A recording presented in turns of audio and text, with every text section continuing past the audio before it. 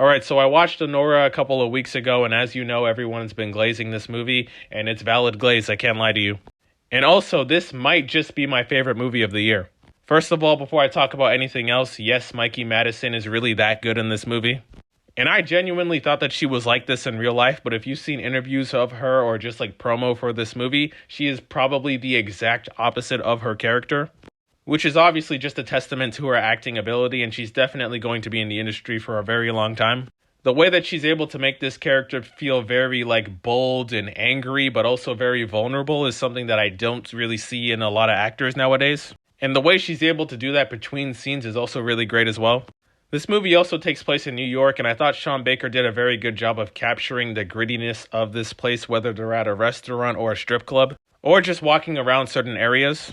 The soundtrack for this movie is absolutely great as well. Most of the music here isn't something I would usually listen to, but after, watching this movie, a lot of those songs definitely got added to the playlist. And once again, it just goes to my point of Sean Baker being able to build up this version of New York for him and the audience watching it. Next up, this movie did something that I didn't think it was going to do, but it's actually pretty funny. I knew it was going to be kind of a comedy going into it, but I didn't expect a good chunk of this film, if not more than half of it, to be a comedy. And the people that play Toros and Garnick are some of the funniest people that I've seen all year. And even a character answering a phone call and saying simply the word no was funny enough for me, and had me and the audience laughing a lot. And obviously the invasion sequence, towards the middle of the movie or close to the middle, is one of the funniest, if not the funniest scene of the entire film. But once again, there's multiple scenes in this film, or just one-liners that are absolutely hilarious. Also, the character Igor also is absolutely hilarious, but he also is a character that, it's kind of predictable. You can tell that he likes Anora a lot more than the other people, and actually has sympathy for her. And cares about Anora and is not actually just trying to sleep with Anora, which is probably a new concept for her. And speaking of that, the ending of this movie is also great. This is spoiler territory, but I also thought that Anora trying to sleep with Igor as a way to show appreciation was definitely interesting. Which once again just shows how broken this character is, even though Mikey Madison at times plays this character as a very bold and confident person. And although some people in my theater didn't like the ending, I absolutely loved it. Because once again, it could have ended off in a cool way of Anora getting the ring and saying something witty to, Igor, and then just walking off. But instead it takes the real and raw ending, and I absolutely appreciate it. Also, this is just another thing I want to say. I also thought the film had a very nice and clever way of touching on classism, and how people who are very wealthy, not all of them, but a lot of them, operate in terms of dating. Where if you're not on their level financially or just intelligence-wise to them, they're going to look at you like you're trash. And that they think that you have absolutely nothing of value to bring to them. Because this movie starts out as a typical Cinderella story, but then quickly shows you the difference between, Yvonne and Anora. In terms of finances and stuff like that. My only criticisms for this movie are really minor complaints, but the first one is that Anora, because of the situation that she's put in, we really don't learn much about her.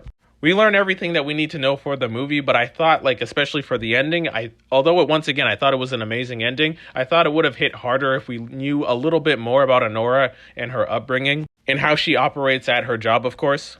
Which we do get, but once again, I just wanted a little bit more. And it's not for the reasons you think. The whole point I'm trying to say is that I just wish that we were in Anora's world a little bit more before she gets married with this guy, and then goes on this insane adventure, but obviously that would be an even longer movie. Also, once Yvonne gets caught towards the end of the movie, the fact that he basically puts up no fight at all with his parents with this woman that he was literally about to marry just kind of rubbed me the wrong way, which I guess was the point, which is why this is not a massive criticism. And also, based off of what, Toros and Garnick say, this is definitely not the first time that he's tried to do something like this. Also, the last criticism that I have for this movie is, obviously before the ending happens, there's this long, drawn-out sequence between Igor and Anora, and I thought it was absolutely hilarious, but once again, I thought it was a little bit too drawn-out and long. And if they had cut that just a little bit, I thought it would have been good. So yeah, overall, I know I'm very late to the Anora party, and I did watch it a month ago, and I felt like talking about it now just because I wanted to sit with the movie a little bit more. And yeah, once again, there's a three-way tie right now going on for me personally with Dune Part 2, Challengers, and this. That's why I can't fully say it's my favorite movie of the year, because I have to, think about it a little bit more. But yeah, if you want to see Anora in theaters, I think you definitely should, because it's really not in much theaters. It was in my theater for a week and then they pulled it. which honestly is an absolutely ridiculous thing that theaters do, and it's really why I don't go to the theaters that much anymore. But yeah, once again, this movie's really great, and that's all I really had to say about it. See ya.